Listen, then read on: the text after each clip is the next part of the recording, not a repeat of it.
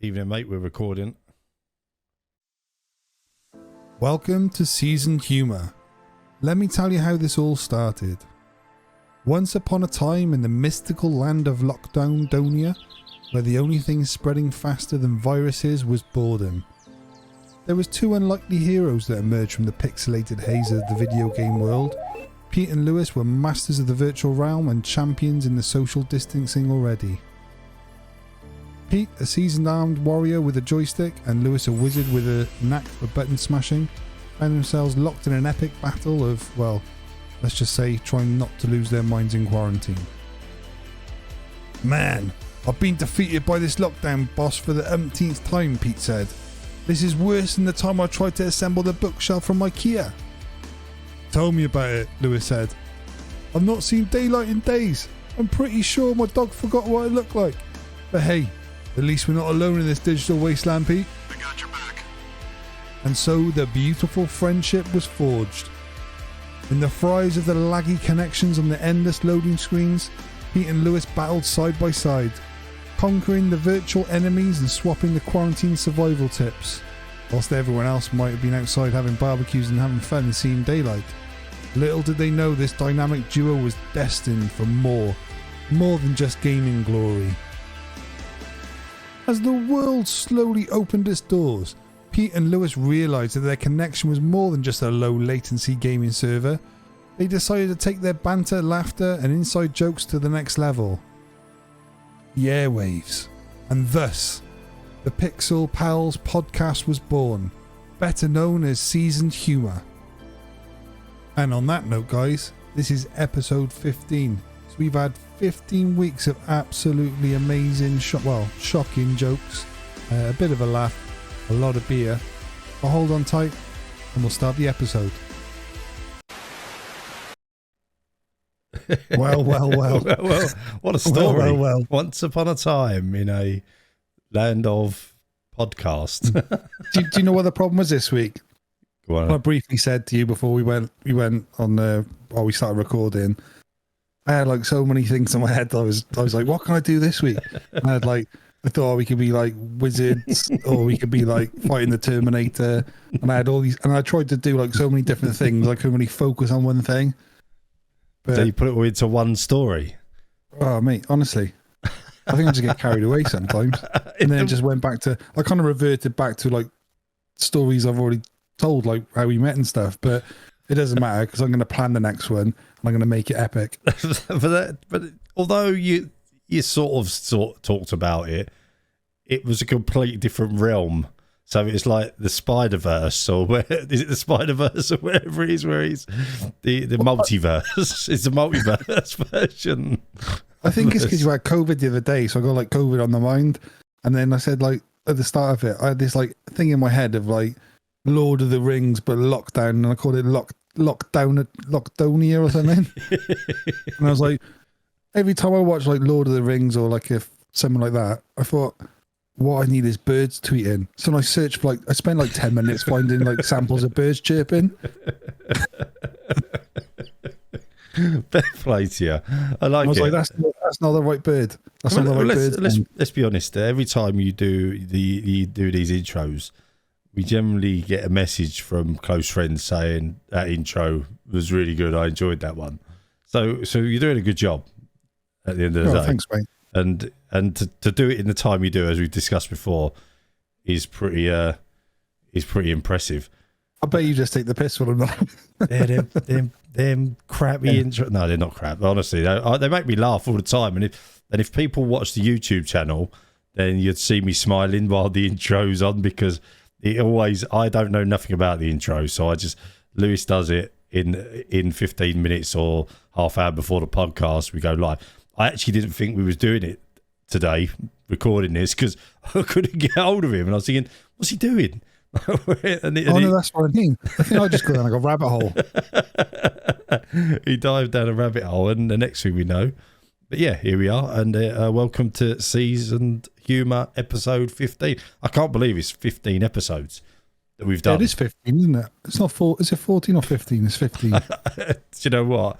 Even if Who knows? Even if it's 14, we've still done 14 episodes. You've got nearly 14 hours of us talking. I'm not going to say rubbish. I'm going to say, just a little bit garbage. A little bit. That's my same word. A little bit sort of just what things are on our mind, and that's the fun thing about it. And it is good to do, and we've said it before. But what I did want to continue, and like, do you know, after last week's version, I think it was last week, it might have been the week before, and you mentioned about the Welsh law about you can't shoot it's legal to shoot a Welshman in Hertfordshire, Hereford or whatever it was. Yeah. And it really got me thinking, and I thought, I've got to go away and I've got to look up some laws. So I come across a really, really funny one that I thought, do you imagine if imagine this, if this happened to you, right? So picture yourself, you're in Scotland, you live in Scotland, and hang on, let me get into character. You live in Scotland, and it's 1 o'clock in the morning. Someone knocks on your door and says, "Can I use your toilet, please?" What would you do? 1 in the morning. 1 o'clock in the morning. What would you do? Trying to piss off. Well, do you know? It depends. Like, what scenario is it? Well, if it's some random weirdo, weirdo that's probably a bit drunk, not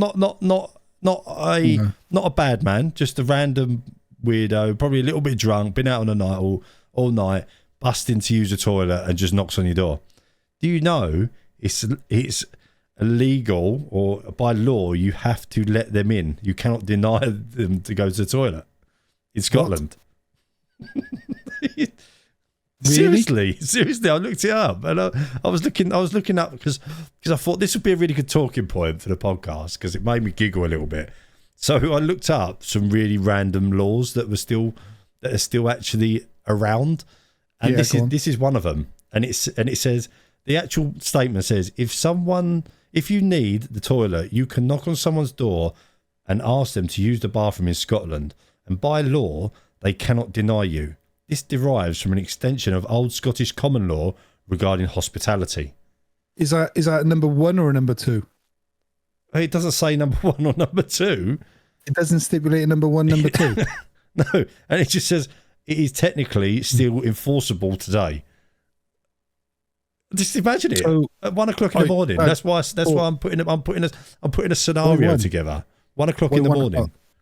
And someone knocks on your door and says, "Can I use your toilet, please?" Why 1 o'clock? Well, you could be in bed. Just say you're. Does it have to be 1 o'clock? No. It can be any time of the day. But any time of the day. Any time of the day. If I go to Scotland at any time of the day, I can just rock up to someone's house and say, "Are you the crap?" Yeah. It says it's still enforceable by law. And is that just Scotland, or is that England as well? No, Scotland. It's just Scotland. But like that, that's weird. It just made me giggle, because I just thought, because obviously after the last week and we was talking about this stuff, it just made me laugh.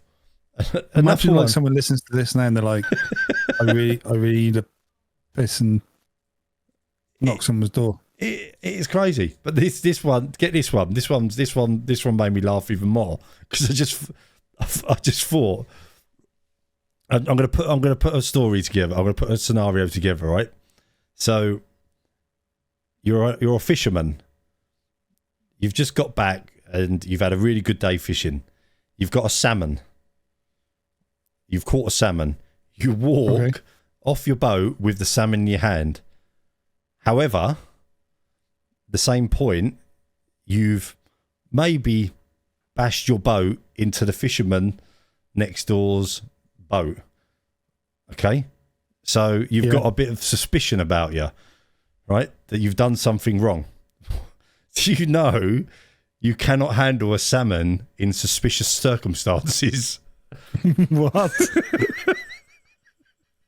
That doesn't make sense. So the Salmon Act 1986 is a weird English law that deals primarily with licensing and regulation of salmon dealing in Scotland and England and Wales. The weird aspect of the act comes from section 32 of the act, which is headed handling salmon in suspicious circumstances. But you could get done. That sounds fishy to me. I just thought it's actually to do with like dealing of salmon and stuff like that, and illegally trading salmon. But there's just the law: don't handle salmon in suspicious circumstances. Just is kind of a funny law.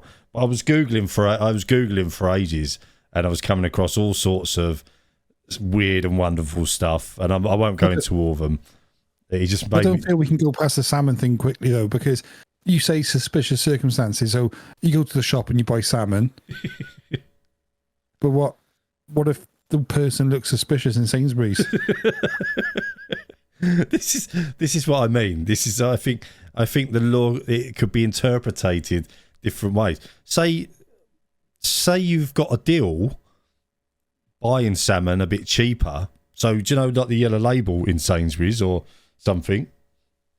You've got a bargain, and you're like, hey, I've got a bargain here, £2 for a bit of salmon, but you look a little bit suspicious holding it because you think this is a bit like crafty. Maybe it's the wrong yellow label on the, and I'm going to get caught.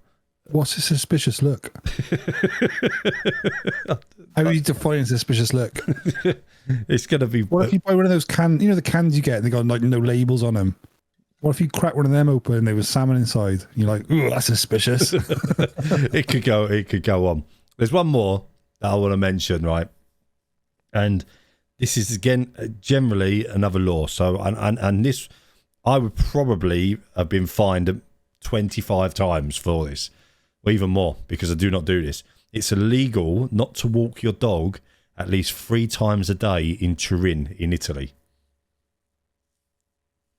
Oh yeah, I'll be doing well. I got a sausage dog and he doesn't want to walk. I take him outside and he goes back in. How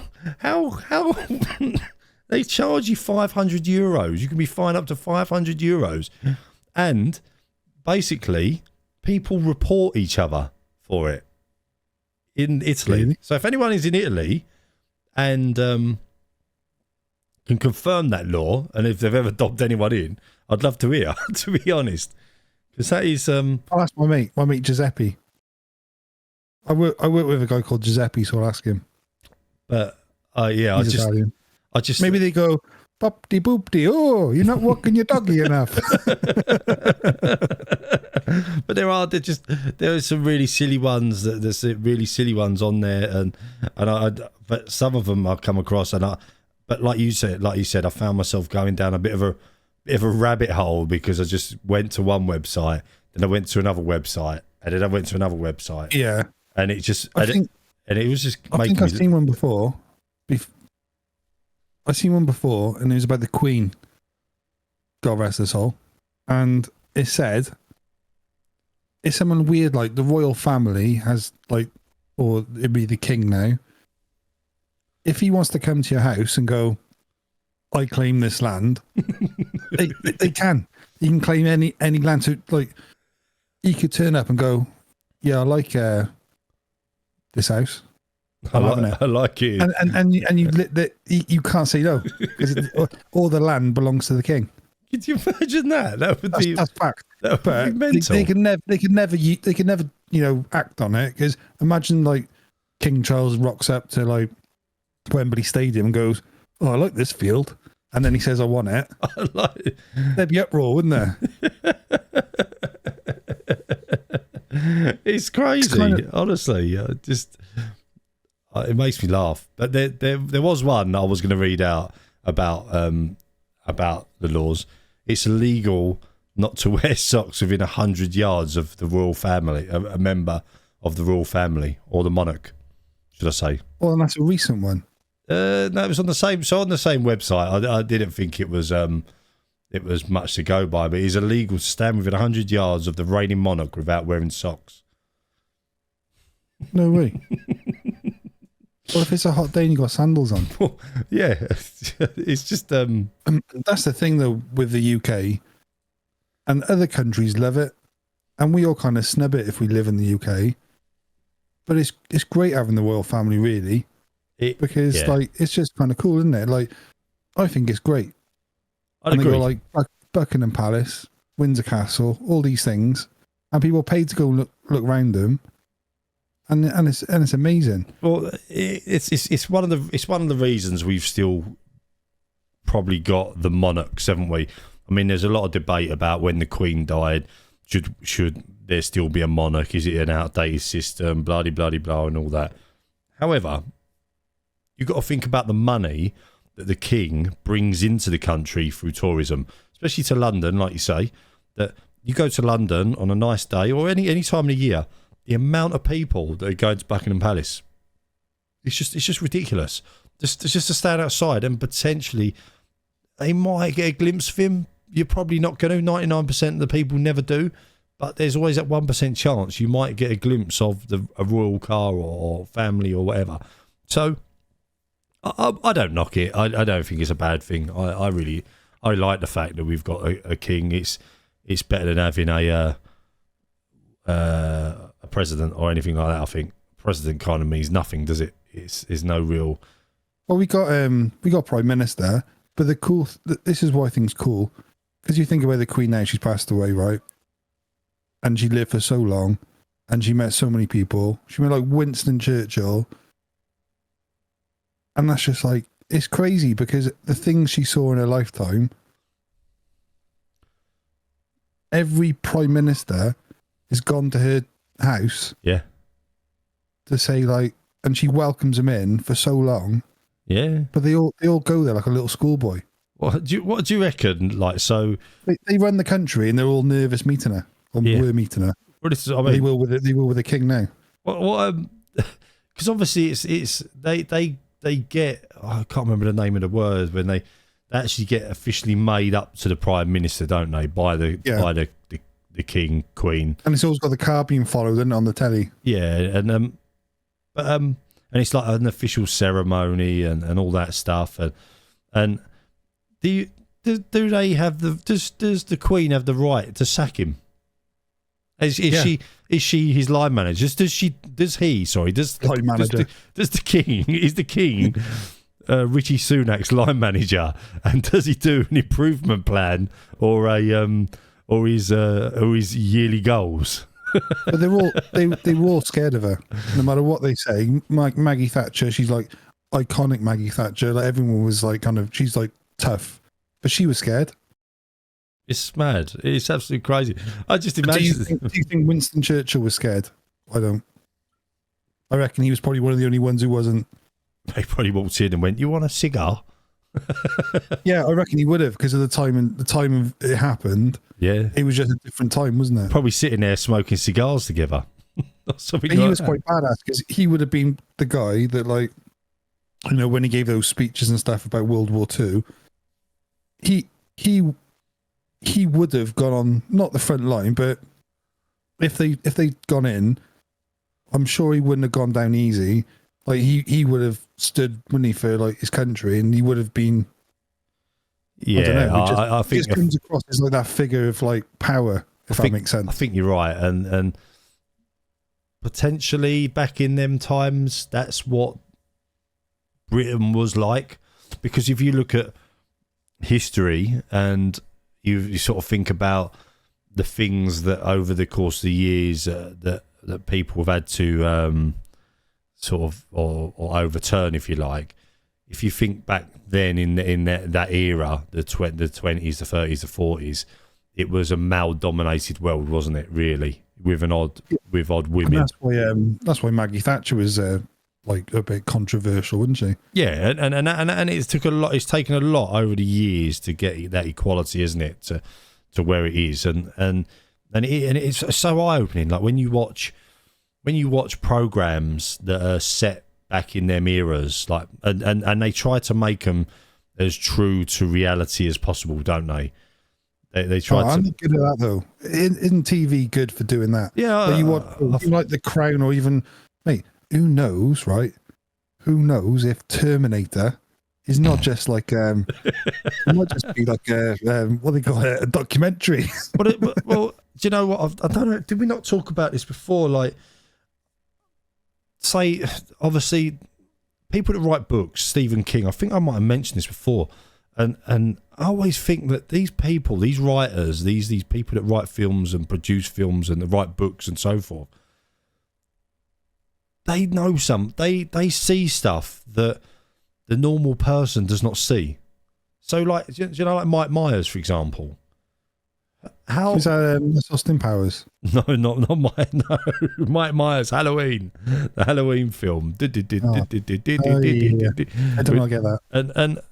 But Michael Myers and the Halloween films, that he went round and all right, it gets over exaggerated and it gets over portrayed, because there's times when you think he's a human being, he gets shot, blah blah blah, he gets knifed, but he still gets up and he still kills about 25 people. But is that Rob Zombie who does that? I'm not sure. I think someone like that. I think it's someone like that. But I always think that these guys that write these films or these books, just they've got these minds that, and I think, do you think it's real? Is things like this happen? Look at the Texas Chainsaw Massacre. That is real life. That happened in real life. Yeah, well, that's like that Nostradamus guy, isn't it? That he like wrote all these things in the past, and everything happened, didn't it? It's crazy. I find it absolutely. It's like with the Simpsons. People go, "Oh, the Simpsons." Oh yeah, I was just going to say that, the Simpsons.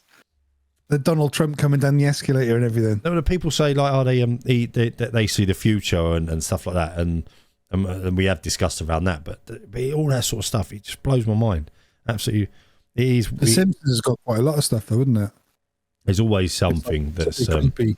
There's a bit creepy and a little bit things happen and they predict or think they don't predict it. I think the thing is with the Simpsons, they've done so many episodes. Like I was looking the other day on Disney Plus, like Alyssa has got into it recently in our house, and on Disney Plus they're in season 35 or 39 or something like that, and there's about 25 episodes a season. So you think they have probably covered across the course of them 35 seasons nearly every single scenario that could happen in life. So they're always going to do something that, like with the pandemic, they had a pandemic in it, didn't they, years ago? They're always going to do something that is going to potentially mimic something that could happen in life or has happened in life at some point. So I don't know. It's an interesting topic, if you ask me. I really find it interesting. But didn't you say that? I'm sure, like you said the other week, we were on about black holes, and they reckon if you go into a black hole, that's like an alternate reality, and it'll something along those lines. but like we said, how do we know? Because someone's never gone through a black hole and then come out the other side and come out and come back again and go, "Oh, you want to go in there?" I think I watched something on Russell Brand before though, when he said why are we all so weird? And they were like, what do you mean? He said, why are we all weird? He said, like traffic lights, weird. And they were like, what do you mean? He said, well, it's 12 o'clock at night and there's no one round. You drive in your car and you get to the end of the road and the light goes red and you stop. There's nothing coming. Why? I think we discussed this. I'm sure we discussed this. Because someone told you to. Yeah. Like it's a law, isn't it? Why is it called Great Britain? Or why is it called America? Because at some point in time, some bloke named it that. It's mad. Or girl, maybe. I don't know, woman, whatever. Well, like things like our £10 tea. Exactly. But when there was the dinosaurs, like there wasn't any Wales or England or Scotland, was there? It was just land. I'll tell you what's nuts by me, right? Quite near to where I live, there's a Roman amphitheatre, and you can like literally walk your dog around there. But it's weird when you stand in it, because I was there the other day, and I was thinking like, years ago, people died here for fun. People sat in the stands. Fun. Well, yeah, because people sat in the stands and they were all like cheering when someone was getting killed. And they were going, stamp on his head and all that sort of stuff. But it's like, but it's mad. But I find it's like the ball ring, for example, in Spain. like with a bull slaughter. I know it's a Spanish tradition and stuff like that, and they have these ringmasters with their red capes, if you like, and it's an old kind of Spanish thing, but I just like, what do people get out of watching that? I don't know. There's history to it, isn't there? It's going to be controversial if you talk about it, because someone's going to say, "Oh, you're killing an animal," and blah blah blah. But someone said to me the other day, they went, "Oh, I'm not eating beef anymore, or I'm not eating other stuff," but they're eating chicken. I said, "Well, you're not eating meat, but you'll still eat chicken." I said, "So it's okay to kill stuff as long as it doesn't cluck." Yeah, and they're like, "Oh no, it's not like that." But like, I think it's okay to eat animals, and it's okay to do some stuff if it's like for a reason. You can't ever like say to someone, "Oh, you can't do that," because that might be their way of doing things. Okay, so I got a scenario for you then, yeah, and this is for people out there, and I might get criticised for this. There is a food chain in place throughout the world. Is this Pizza Shack? It's Pizza Shack, yeah. There's a food chain throughout the world that there is the predator, and it goes right down, doesn't it? So everything in that food chain is a predator to something else at the end of the day. So so it goes downhill, you mean? So yeah, so we're just say human beings, we're top of the food chain because we have the ability to be able to kill most things on that food chain, in fact, with weapons and etc. But just say next level down on that food chain is a shark. That shark, how many fish does that shark eat in a day or a week in the sea? Probably. This is the thing, though, right? And this is what I think sometimes people miss, is like the shark doesn't eat the fish because it wants to kill the fish. It eats the fish because it's hungry. Well, exactly. So the shark's not going to go, "Oh, do you know what? I'm going to eat seaweed this week because I'm like, it's predatory instincts within that animal." So, but then say the shark eats a tuna, which they do. The tuna eats another fish, and so forth. But why did some dinosaurs eat meat and some eat trees? I don't know, and that's the fact. I don't. You just don't know. Imagine dinosaurs were like far more developed than we thought they were, and they were like, "I'm a vegetarian, I'm a carnivore," and then you'd have other ones going, "I'm a boy dinosaur, but I want to be a girl dinosaur." But then, do you think right? And this is the way my mind works. So it's not just, and I'm just talking out loud, and this is off the cuff. So you got a T-Rex. T-Rex is quite fast. It's quite aggressive. It's got a massive gob on it. It can pretty much catch 90% of the dinosaurs to eat them. However, you've got other dinosaurs, like the big long neck ones. I can't remember what they're called. They're in Jurassic Park. Yeah, long neckosaurus. and they eat trees and they eat grass and they eat all that stuff because they're big, they're slow, they're heavy. They can't catch. So they've found alternative food, which is things off trees or whatever it is, and they eat. And you watch them dinosaurs, they're just grazing all day, like cows do, like horses do. They graze all day.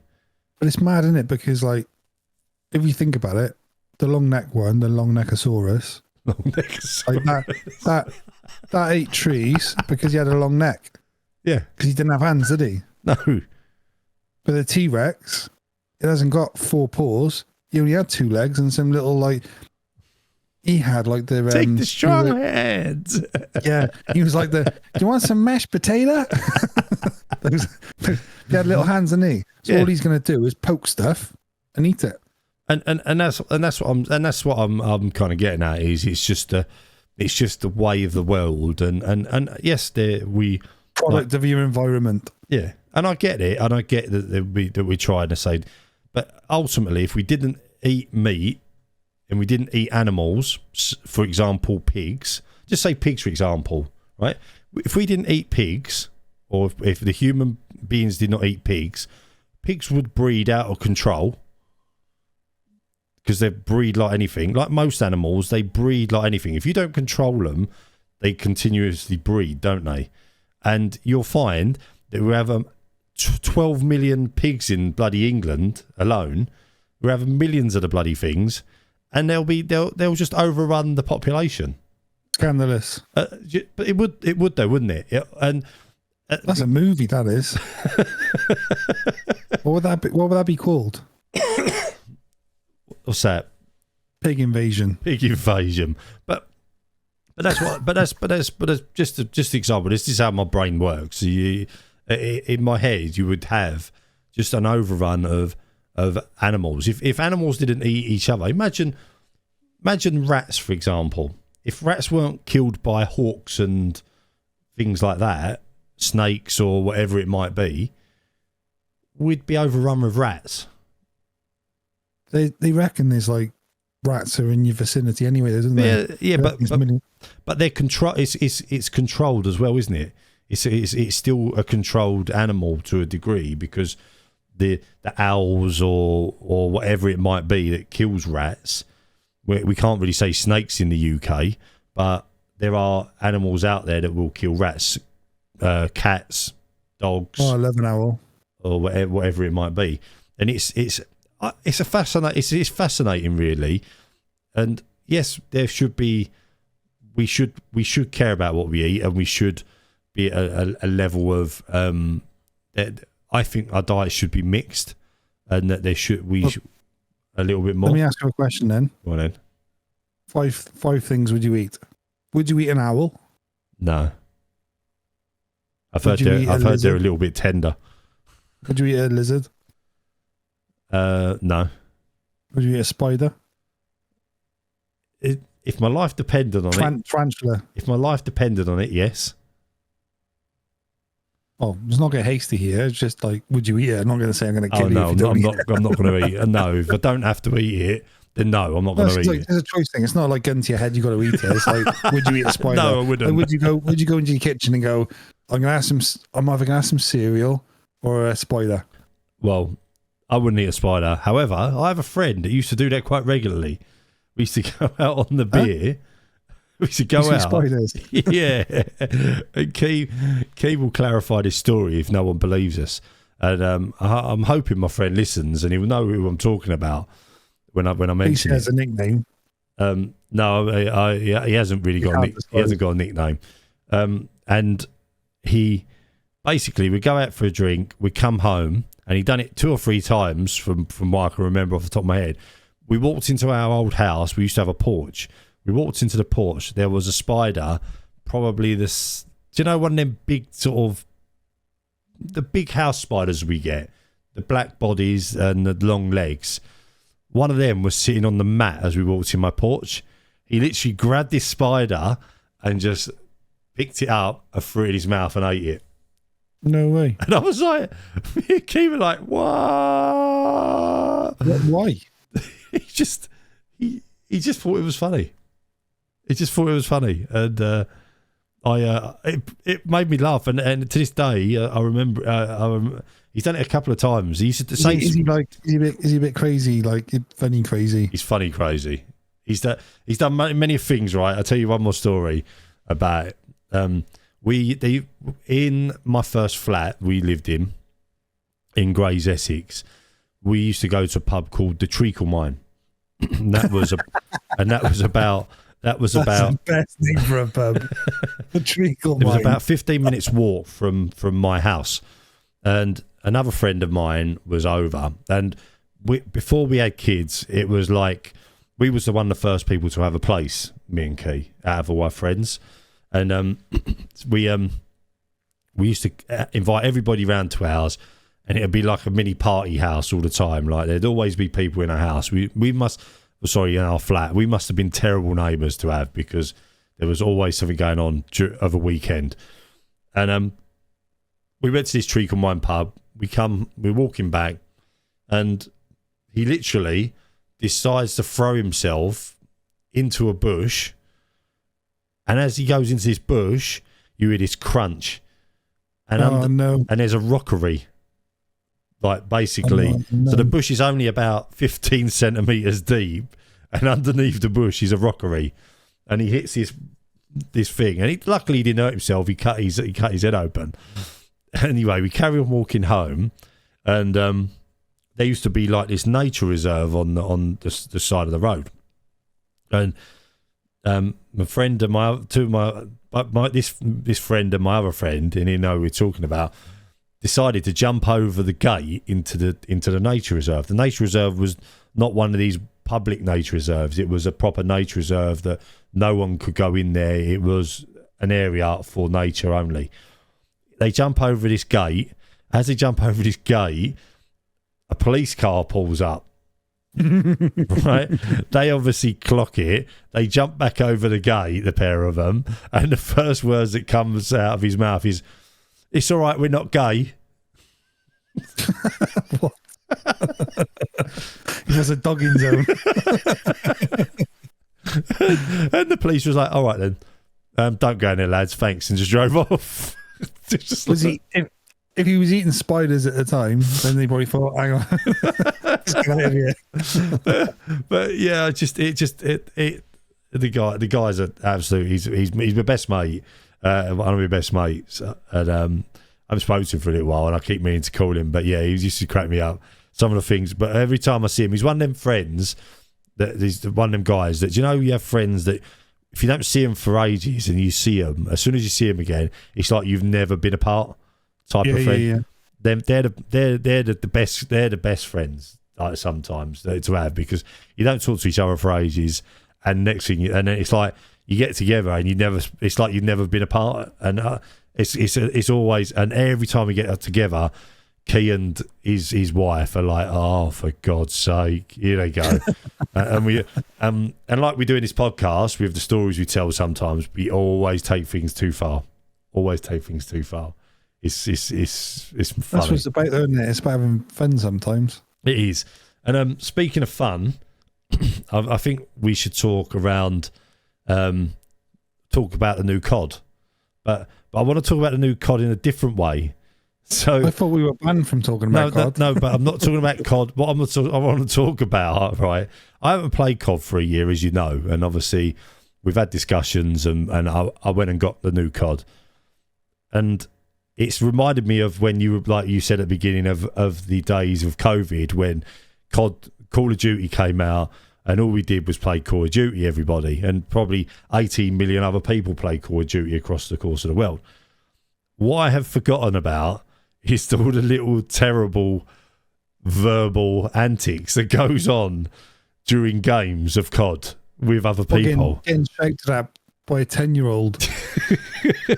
and that's what I was going to say. That's what I was going to say. Is there's kids that do like that. You're playing against kids. It cracks me up because I don't take it that serious anymore. I've really, over the past year or two, I've realised that it's just a game and it's just about having fun. I can relax, have a few games and play. However, the verbal abuse that you get on that game from people is just absolutely unreal, and I just think it's mad that people allow their kids to talk to people like that. That's like if you go anywhere now, you could get abused by like kids and teenagers. That's probably what we were like, I suppose, when we were younger. I would like to know, I'd like to think, like when we was younger, like the likes of us, obviously we're now in our 40s, that when we was younger, imagine if we had an Xbox, a PlayStation, or whatever it might be, the sort of abuse that we would have chatted to people. Would we be like our kids now? No, they're more advanced. We'd be like wet lettuces. No, but when we grew up, when we was growing up, the world was a different place, wasn't it? And you you could get away with saying a lot more than what you used to be able, what you can now. I heard someone talking about this, right? Because like, look at Grand Theft Auto. Look what you can do in Grand Theft Auto is a video game that kids play. You can hijack cars, go to strip clubs, and gamble in the casino. What sort of trend setting is that for a video game company? It's bad. It's bad. It's cool in one way because it's realistic, but it's bad in another way because like kids play it. It is, and the problem is this is the thing. And I don't think we've really touched on it before. Is like there is an age limit on these games for a reason, and the problem is as parents, and we've done it with our kids. We've kind of said to our kids, and there's a lot of other people out there that have done it. Oh yeah, it's all right. You can watch that film, for example, or you can have access to TikTok or whatever it might be at a younger age than probably what you're supposed to do because their friends have got access to it. It's like with Grand Theft Auto. When Josh was in school, started secondary school, in about year 8 or 9, I think he was in year 9, so he's in year 11 now. So it's about 2 years ago. Some of his friends started playing Grand Theft Auto, and their parents allowed them to play Grand Theft Auto. We had never allowed Josh to play Grand Theft Auto up to that point. We then had to have a discussion with him and say, look, we'll allow you to play it, but you cannot do this, this, and this. And actually, in fair play to Josh, all credit to him, he has stuck to his guns, and he's not done them stuff. It might be a bit different now. He's nearly 16 years old, and he said we kind of leave him alone a bit more. But when he was sort of 13, 14, he was like, we used to hear him go, no, I can't do that because my mum and dad said I'm not allowed to. And he would go, and then you'd hear him taking a mick out of him, and he'd go, I don't care. I respect my mum and dad's like. Yeah, it's good that is, and that makes you feel good. But at the same time, I speak to people. I was talking to someone, and you shut the door, and he went, lads, they gone. He's gone. But then on the flip side to that, there was parents at his football team that wouldn't allow their kids to play things like Call of Duty, or even there was another game out, and it was like a 15 rated game. Can't remember what it was. It was a game that came out at the time, and a load of the kids were playing it. And I was talking to their parents, and and we was talking about it. And I said, "Oh, Josh was playing this game," and they were like, "You let him play that?" And I was like, "Yeah, it's all right."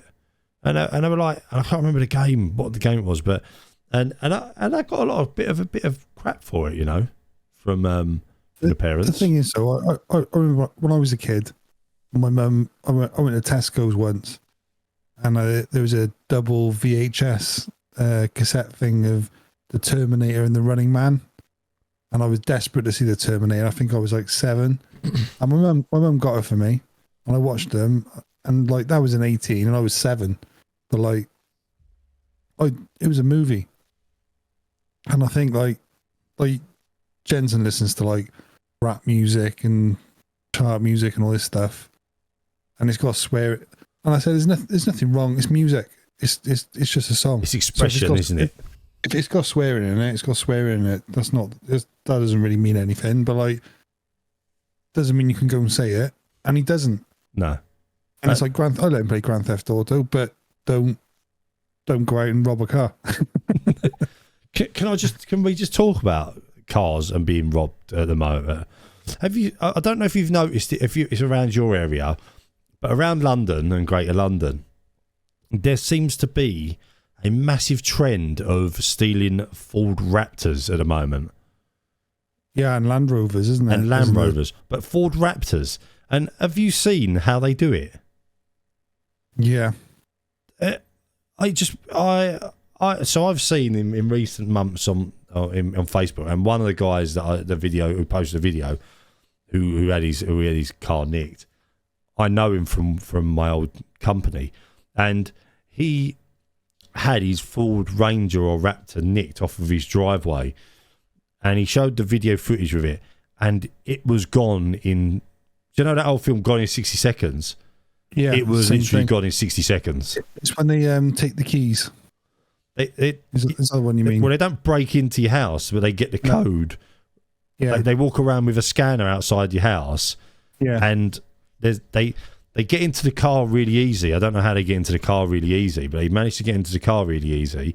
Once they're in the car, they walk around your house with a scanner, and then they take they take the code, and then the next thing you know, your car's gone.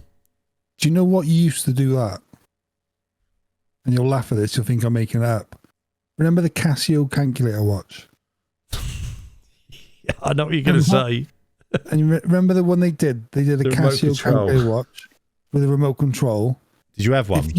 If you scanned a key fob when it was opening the car, you could do it with that watch. Really? Yeah, and that was back in 90s. Wow. Them so watches. Think how good it is now. Well, that's what the technology is amazing. Them watches were pretty fantastic. By the way, did you ever have one? The remote control never had one. That one. Someone I knew had that one, and we got in trouble because we did it to our parents' cars, and we like were opening and locking them, and they were like, "Oh, why is this thing not working?" And they thought their car was broken, but we were just messing with them. Well, I had the calculator one. Yeah, that was the bomb thingy when I was a kid. So I remember a guy that used to have, and I had one, and I got one because he had one, but he got one for the TV remote control. And I remember sitting in my science lessons, and the science teacher would put on a video and the next thing, the TV would go off. And I never realised at the time these were a thing, and the TV would go off, and the teacher would go, "That's weird." Come back along, press the remote, switch it back on, and then 5 minutes later, the TV would go off again, and the teacher used to get the ump, and it would be back and forth for about 5 minutes, and I used to, and then it was I clocked him like with his watch doing the little like pressing this little red button on the side of his watch.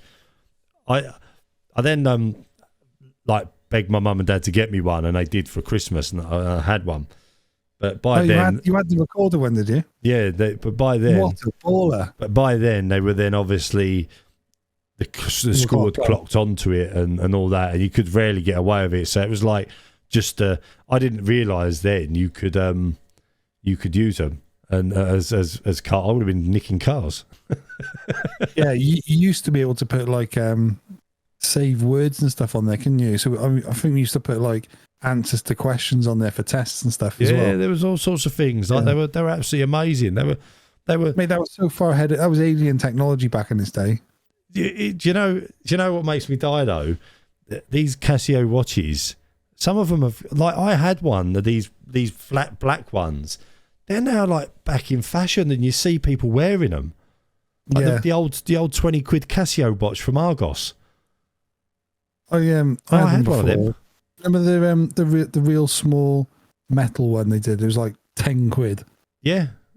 I had one of them on like a few years ago, and this like guy walked up to me and he got all emotional, and I was like, he said that watch, and I thought I was getting mugged at the time, and he went, "Oh no, my dad bought me one of them when I was a kid," and he was like 50-year-old man. He got really emotional because he seen it. I was like, okay, but they are they're have it if you want. They're like super cool. They're like cool now. Like everyone wears them. I see people all the time in London wearing them watches, and I think they are cool. And I just think like really cool. That's just pure retro, like retro coolness. Should we get calculator watches? Let's do it. Let's go buy some calculator watches. Do you reckon you can still buy that recorder one? I might have a look. I'll have a look after this. I think we'll after this I might go and buy myself a Casio watch. Actually, why don't everyone who listens to this podcast go buy himself a Casio watch? Free bit of sponsorship from for Casio. Go buy a Casio digital watch. Yeah, let's all do it. Let's start like a following. Let's start a following for Casio watches. I think there probably is already, like a little Facebook group or something. Yeah, but it won't be as cool as ours. We'll have T-shirts saying this group's the best. This group's the best. Anyway, on that note, we're at the 50-minute mark. I think we should wrap it up there and call it a day. because I want to go play Call of Duty. so Weirdly though, did you see that it was Macho Man Randy Savage's birthday today? Yeah, I know. I did see that when you sent it for the podcast. The chat group earlier. It's mad. Should we like as a tribute name the podcast the Macho episode 15? But he hasn't. But we've only just spoke about him right at the end. We spoke about it in the last episode, didn't we? That we mentioned him in. Oh yeah. Get to the boiling point, yeah. Anyway, on that note, and Macho Man Randy Savage getting us all wound up and hyped up. Thanks very much for listening, guys. I hope you liked episode 15. I hope it's episode 15, and we'll see you in the next one. See you later. Bye for now. Bye bye.